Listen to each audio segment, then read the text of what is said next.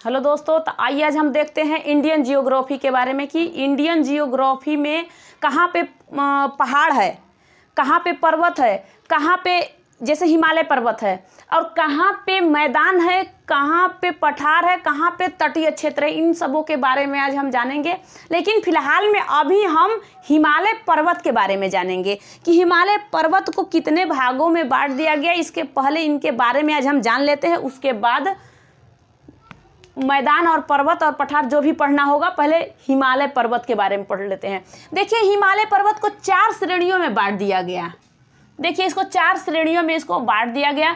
जो है पहला है ट्रांस, दूसरा बृहद, तीसरा मध्य और चौथा शिवालिक है। इन 4 श्रेणियों में इनको बांट दिया गया है। अब देखते हैं कि जो ट्रांस हिमालय है, ये देखिए ट्रांस है, ये ट्रांस है और ये बृहद है, ये मध्य है और ये जो है शिवालिक है। ये 4 इनकी श्रेणियां है। हिमालय पर्वत को 4 श्रेणियों में जब इसको बांट दिया गया, हम देखो 4 श्रेणियों में ऐसे पढ़ते भी हैं। सबसे ऊंची कौन सी है, उसके बाद कौन सी, उसके बाद कौन सी है। तो देखिए, जो ट्रांस है इसकी ऊंचाई है कितनी, 6000 किलोमीटर। 6000 किलोमीटर है इसकी 6000 किलोमीटर। अब देखिए, जो बृहद है इसका 6100 किलोमीटर है। आप कहोगे कि जब इतनी ऊंची ट्रांस है तो उसकी कैसे 6000 है, इसकी कैसे 6100, इसके बारे में अभी बताऊंगी पूरा। फिलहाल में भी इसके बारे में जानते हैं। जो बृहद है, जो मध्य है, ये 3000 किलोमीटर है। 3000 किलोमीटर है। ये देखिए, जो ये क्या है, शिवालिक है। इस शिवालिक पहाड़ी जो है ये 850 से लेके 1200 किलोमीटर है इसकी। ठीक, इसको 850 से लेके 1250 किलोमीटर इसकी 1200 किलोमीटर इसकी ऊंचाई। अब देखते हैं कि इतनी ऊंची ये कैसे है। अब देखिए, अब आप लोग को मैं बता दूं, अभी ये मार्कर है, ये मार्कर है। यहाँ पे 4 पहाड़ियाँ हैं और 4 पहाड़ियों में से सबसे ऊंचा, पहले मैं तो 3 ले रखी हुई है मार्कर, इसके बारे में भी मैं बता देती हूँ। पहले देखिए ट्रांस है, उसके बाद बृहद है और उसके बाद मध्य है। ये 4 है ना। अब इन चारों में से सबसे ऊंचा जब लंबे और खंभे की तरफ बढ़ता जाएगा जो पहाड़ी, जो पर्वत, वो क्या होगा, वो नीचे को ऐसे लटकता जाएगा ना। तो यहाँ पे ये ऊंचा है और ये पीछे के साइड में देखिए, यहाँ पे ऐसे करके ये पीछे ऐसे हो गया है। इसकी कुछ चोटियां हैं ट्रांस की। जो चोटियां हैं वो सबसे ऊंची हैं, बृहद से भी ऊंची हैं।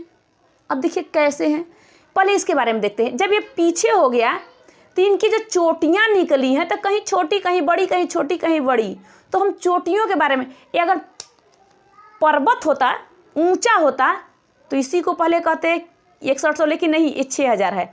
और जो बृहद हो गया है, अब बृहद कितना है, अब बृहद ट्रांस आपको दिख रहा है। ट्रांस तो पीछे गया, ट्रांस पीछे गया ना, और आपको बृहद दिख रहा है। बृहद की ऊंचाई इससे ज़्यादा हो गई कि नहीं हो गई, इसी के पीछे जस्ट थोड़ा सा पीछे है। 6100 ये है और 6000 ये है, ये 3000 है और एक है 850 से लेकर 1200। तो मान लो उसको देखिए। अब देखो यहाँ पे, अब इनकी जो चोटियां, अब इस ट्रांस को कितने भागों में बांट दिया गया, पहले अब इसके बारे में अब जान लेते हैं। ये ट्रांस हिमालय जो है इसको 4 श्रेणियों में बांट दिया गया। जो काराकोरम, लद्दाख, जास्कर, पीर पंजाल है। काराकोरम, लद्दाख, जास्कर, पीर पंजाल। अब इसकी काराकोरम की कुछ प्रमुख जो चोटियां हैं उनके बारे में भी आज मैं बता देती हूँ आप लोगों को। ट्रांस हिमालय का ही जो उसको 4 श्रेणियों में बांट दिया गया था। तो ये है, ट्रांस को 4 श्रेणियों में बांट दिया गया था। तो इस ट्रांस का देखिए, यहाँ पे काराकोरम है, यहाँ पे लद्दाख है, यहाँ पे जास्कर है, यहाँ पे पीर पंजाल है। क्या है, पीर पंजाल। यहाँ पे देखो, इसको 4 श्रेणियों में इसको बांट दिया गया था। कुछ लिखने में थोड़ी सी प्रॉब्लम हो जाती है, इसलिए सॉरी। हिंदी और इंग्लिश में थोड़ी बहुत दिक्कत तो हो जाती है, लेकिन फिर भी देखिए आप यहाँ पे काराकोरम, लद्दाख, जास्कर और पीर पंजाल है। आप लोग को मैं बोल के जो समझा देती हूँ, सिखा देती हूँ, वो उससे ज़्यादा लिखने में कोई वो नहीं है कि लिख के बताऊं, लेकिन बोल के जो बताऊंगी वो क्लियर बताऊंगी। अब देखिए यहाँ पे जो काराकोरम है, काराकोरम की सबसे ऊंची चोटियों के बारे में बताऊंगी अभी। ये इसको सबसे ऊंची चोटी कौन सी है, एक ट्रांस की ही तो 4 श्रेणी में इसको बांट दिया गया था। तो जो यहाँ पे देखिए, यहाँ पे अब ये मैं बना दी क्या, ट्रांस पर्वत अभी बनाने जा रही हूँ, इससे कि इसी में 4 श्रेणियाँ इसकी है, इसको भी बताती हूँ। यहाँ पे कोई ऐसे है चोटी, इसकी चोटियाँ ये होती है। उसके बाद कोई चोटी इतनी ऊंची है, कोई चोटी इतनी ऊंची है, कोई इतनी ऊंची है, कोई इतनी, ऐसे करते करते इसकी चोटियाँ ऐसे ऐसे चली गई। जब भूगोल वेताओं ने यहाँ तक पहुँच के इसका सर यहाँ पे देखने गए कि ये कितनी ऊंची है कौन सी चोटी और कौन से पहाड़ की है, तो इसके बारे में उन्होंने जब नापा और नाप तोल जैसे होता है, नापने लगे, इसको ऊपर देखने लगे कितनी है इसकी लंबाई चौड़ाई, इसकी नापने जोखने लगे। मान लो तौलना नहीं होता है, इसको नापना ही कहते हैं, इसको इंची टेप से नापना ही कहते। देखिए यहाँ पे तो इसको क्या यहाँ पे इनकी चोटियाँ हैं। ट्रांस हिमालय की जो प्रमुख है 4 भागों में इनको काराकोरम, लद्दाख, जास्कर, पीर पंजाल में बांट दिया गया था। तो इनकी चोटियाँ हैं। तो ये देखिए कि काराकोरम जो है तो क्या कहेंगे, काराकोरम 1, काराकोरम 2, काराकोरम 3, ऐसे तो कोई नहीं ना पढ़ेगा। जब भी इसको पढ़ेगा तो ऐसे पढ़ेगा। तो उन्होंने कैसे इसका नाम ले लिया कि K1, K2, K3, ऐसे K4, तो जो और सारे नीचे नीचे चोटियाँ गए इसका नाम लेते गए। इसका जब नाम लेते गए उन्होंने यहाँ पे नापा, देखा कि ये कितने ऊंची है K2, तो K2 जो है 8611 मीटर है, 8611 मीटर है K2। तो इसको K2 का नाम पहले कब पड़ गया था, तो इसका 1852 ईस्वी में जो वहाँ के टीजी मोटंगो मेयर थे, उन्होंने इसका नाम K2 रख दिया। और मतलब उसका रख दिया गया था वहाँ पे K2 का नाम रखने के लिए उनका 1800, देखिए यहाँ पे 1852 ईस्वी में, कितने में 1852 ईस्वी में इसको 8611 किलोमीटर नहीं, खाली सिर्फ मीटर है इसकी K2 की ऊंचाई जो है। और उसके बाद K4 है। तो इस K2 का नाम है गाडविन और ऑस्टिन इसको कहते हैं, ऑस्टिन। इसको कहते हैं K4। जो K4 है इसको गैसर ब्रूम कहते हैं। क्या कहते हैं, गैसर ब्रूम कहते हैं। ठीक, इन दोनों चोटियां का तो नाम मैं बता दिया आप लोगों को। अब कोई आपसे पूछेगा K3 का नहीं, बस K1 और K2 जो ऊंची चोटी है, जो यहाँ पे K1 है, K2 है, K3 है, K4 है, K5, ऐसे करके इनमें से 2 ही चोटियाँ यहाँ पे हैं। इनकी लंबाई चौड़ाई देखिए, सबसे ऊंची चोटी K2, समझ में आ गया, काराकोरम और ट्रांस की सबसे ऊंची चोटी K2। अब देखिए यहाँ पे, अब जो काराकोरम है, काराकोरम की कितनी ग्लेशियर हैं। अब ग्लेशियर के बारे में हम जानते हैं। देखो लद्दाख, जास्कर, पीर पंजाल बाद में पढ़ेंगे, पहले हम सिर्फ काराकोरम के बारे में पढ़ते हैं।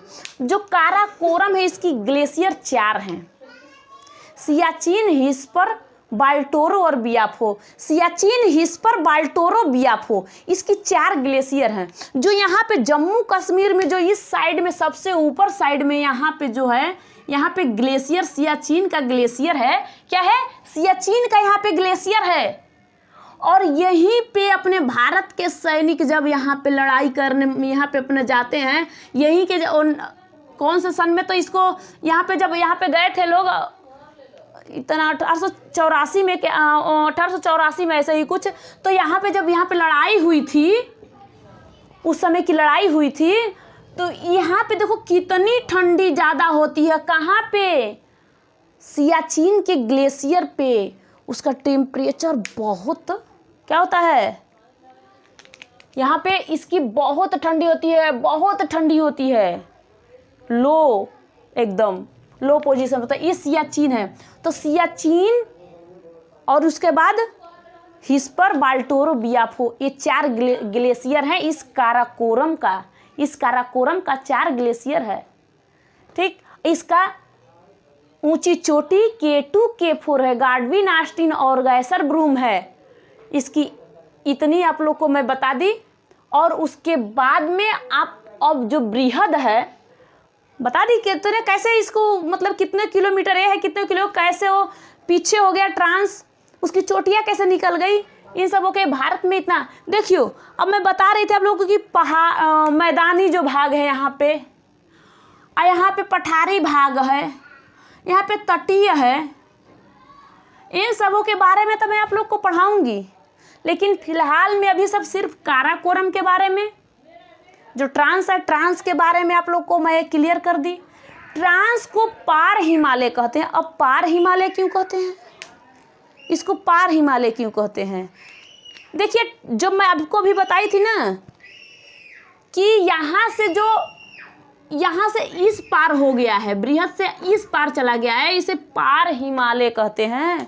और उसके बाद बृहद, यहाँ पे मध्य और शिवालिक, फिर मैदान, पठार, इन सबों के बारे में पढ़ना है। जो माइंड से ज़्यादा ध्यान इसमें लगा के पढ़ेगा उसको बहुत जल्दी इसमें ध्यान में आ जाएगा कि ट्रांस के बारे में अभी समझ में आ गया होगा पूरा फाइनल। और मैं इस बृहद के बारे में नेक्स्ट वीडियो में फिर बताऊंगी कि इस बृहद के बारे में, ठीक है। Thank you.